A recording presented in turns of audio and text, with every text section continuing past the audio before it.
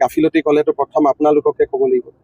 আৰম্ভণিটো যেতিয়া আমি টিভিত যেতিয়া চাই আছিলোঁ, আপোনালোকে যি ধৰণে মানুহৰ সাক্ষাৎকাৰ লৈ আছিলে, আৰম্ভণিটোতো আপোনালোকৰ পৰাই হোৱা বুলি ক'ব লাগিব। ক'ম যে আপোনালোকে যদি মানুহক মাতি মাতি আনি ইণ্টাৰভিউ নল'লেহেঁতেন, ঘটনা নঘটিলে নহয়। যে প্ৰথম যদি এইকাৰণে মোক এইটো বিষয়ে সুধিব নালাগে, সুধিলে মই আপোনালোককে ক'ব লাগিব। কাৰণ প্ৰথম আৰম্ভণিটো ইয়াততো 10জন মানুহো গোট খোৱা নাছিল।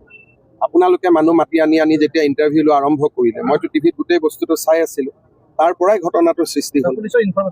পুলিচৰতো ইনফৰমেশ্যন থাকিব নোৱাৰে, কাৰণ কোৰ্টে অৰ্ডাৰ দিয়াৰ পিছতহে তেখেতক আমি আনিবলগীয়া হ'ল। কোৰ্টে যে অৰ্ডাৰ দিব যে অমুক জেলত লৈ যাব লাগে, তমুক জেলত লৈ যাব লাগে, সেইটোতো আমি নাজানিছিলোঁ। আইনে 9:30 বজাত অৰ্ডাৰ দিছে, গতিকে যিখিনি হৈছে 9:30 বজাৰ পিছত হৈছে। গতিকে প্ৰথম যদি জুডিচিয়েল ইনকুৱাৰী হয়, প্ৰথমটো আপোনালোককে সুধিব যে আপোনালোকে যিখিনি মানুহক গোটাই উত্তেজিত কৰি যিটো ইণ্টাৰভিউ লৈ আছিল, কিন্তু এইটোলৈকে আমি যাব খোজা নাই।